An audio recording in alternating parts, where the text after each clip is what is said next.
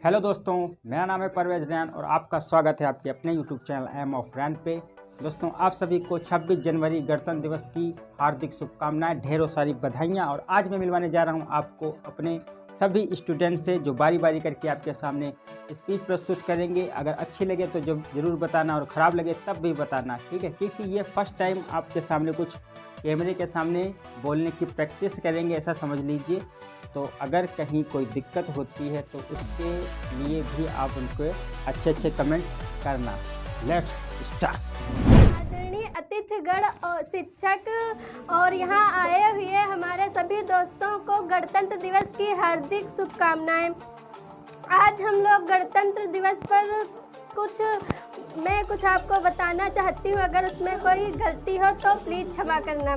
26 जनवरी 2022 हम लोग 73वां गणतंत्र दिवस मना रहे हैं। इस दिन 26 जनवरी 1950 में हमारा देश का संविधान लागू हुआ था। हमारे देश के संविधान में डॉक्टर भीमराव अंबेडकर का महत्वपूर्ण योगदान रहा है। और मैं इसी के साथ अपने शब्दों को खत्म करते हुए एक शायरी बोलने जा रही हूँ। ना सरकार मेरी है, ना रौब मेरा है, ना मेरा बड़ा नाम है। मुझे छोटी सी बात पर गर्व है कि मैं हिंदुस्तान की हूँ और ये हिंदुस्तान मेरा है। धन्यवाद दोस्तों, good morning everyone. My name is Anwar Khan. मेरी तरफ से गणतंत्र दिवस की सभी लोगों को हार्दिक शुभकामनाएं। ना जियो धर्म के नाम पर, ना मरो धर्म के नाम पर। इंसानियत ही है धर्म वतन का, बस मरो वतन के नाम पर। धन्यवाद। जय हिंद, जय भारत। मेरे प्रिय मित्रों एवं शिक्षकगण, यहाँ आए सभी लोगों को मैं सबसे पहले जय हिंद बोलना चाहता हूँ। हमारा भारत 15 अगस्त 1947 को आज़ाद हुआ था, जिसके 2.5 साल बाद 26 जनवरी 1950 को संविधान लागू हुआ था। संविधान लागू होने के कारण समाज के सभी ऊंच नीच जाति प्रथा सब खत्म की गई तथा निचले वर्गों को भी समान अधिकार दिए गए तथा वो भी भारत के नागरिकों का संविधान निर्माण में भारत के प्रत्येक नागरिक के मौलिक कर्तव्यों को ध्यान में रखते हुए निर्माण किया गया था। संविधान निर्माण करने में डॉक्टर भीमराव अंबेडकर का महान योगदान था। आज का दिन भारत के इतिहास का सबसे अच्छा और अद्भुत दिन है। सभी भारतीयों को मैं सबसे पहले रिपब्लिक डे की हार्दिक शुभकामनाएं देना चाहता हूं तथा हम सभी को एक होकर रहना चाहिए, क्योंकि एकता में बहुत बल होता है। हमारे समाज में आजकल एक गंदी सोच पनप रही है। हिंदू, मुस्लिम, सिख, ईसाई को आपस में राजनेता अपने फ़ायदे के लिए लड़वा रहे हैं, जिन्हें वो सिर्फ अपनी सत्ता की रोटी सेकने के लिए हमको आपस में लड़वाते हैं और सत्ता कायम करते हैं। हमें अपने दिमाग से ये सोचना चाहिए, हिंदू मुस्लिम कुछ नहीं होता, सब आपस में भाई भाई हैं और सबको मिल के रहना चाहिए तथा देश को आगे बढ़ाने का प्रयत्न करना चाहिए।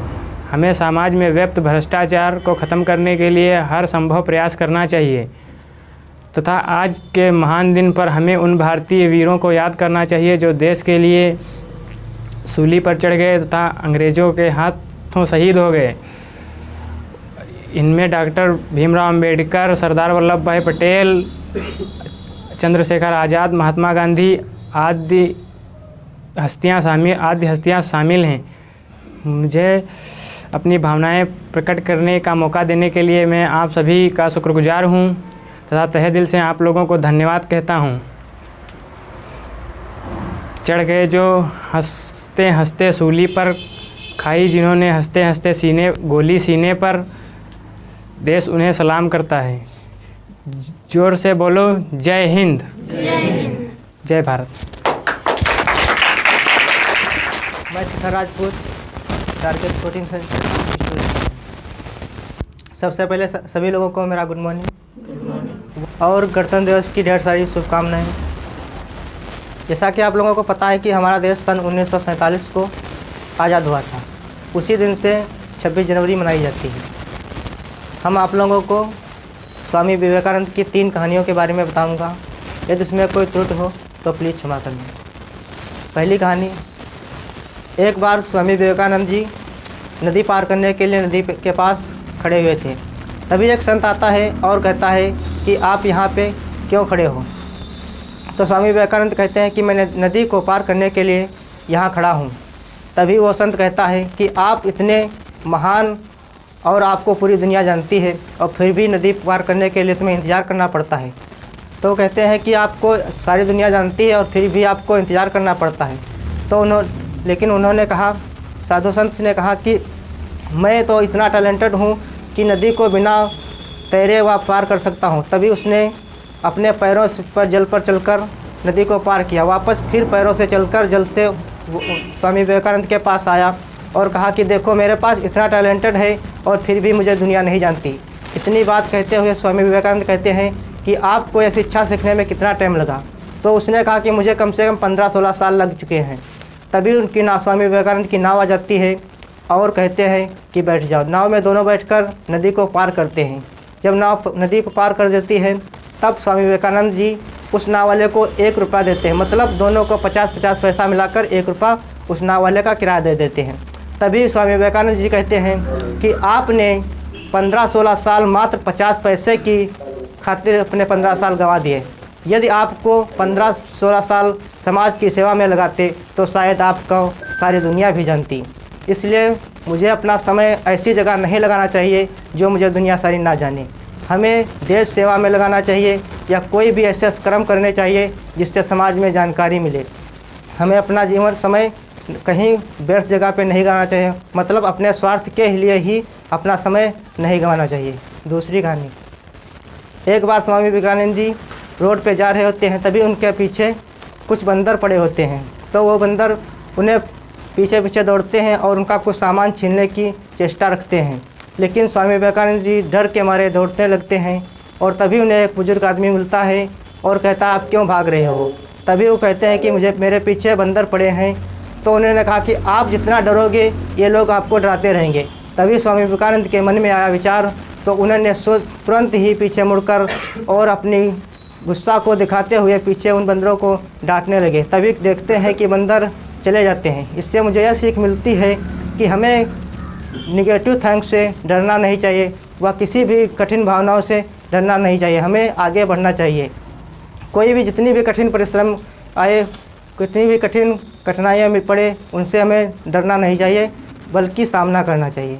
क्योंकि कहा गया है कि सफलता जब ही मिलेगी जब आपका दृढ़ परिश्रम होगा।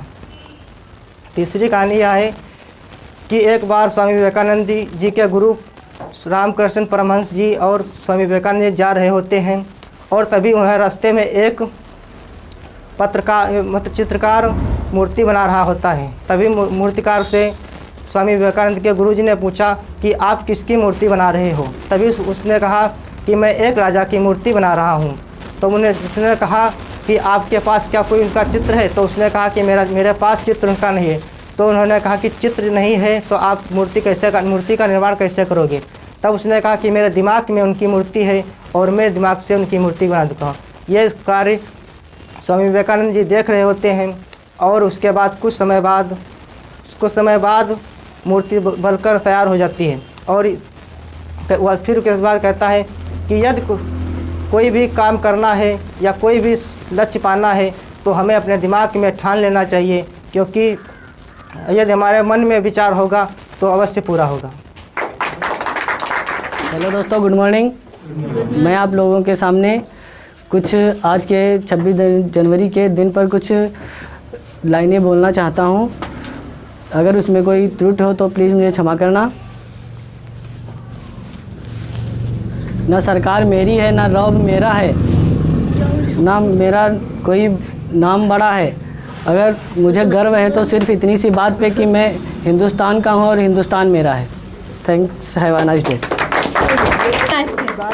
हवाओं को बताए रखना, रोशनी होगी चिरागों को जलाए रखना, लहू देकर जिसकी की है हिफाजत, ऐसे तिरंगे को अपने दिल में बसाए रखना। जय हिंद, जय भारत। हेलो दोस्तों, गुड मॉर्निंग, जय हिंद।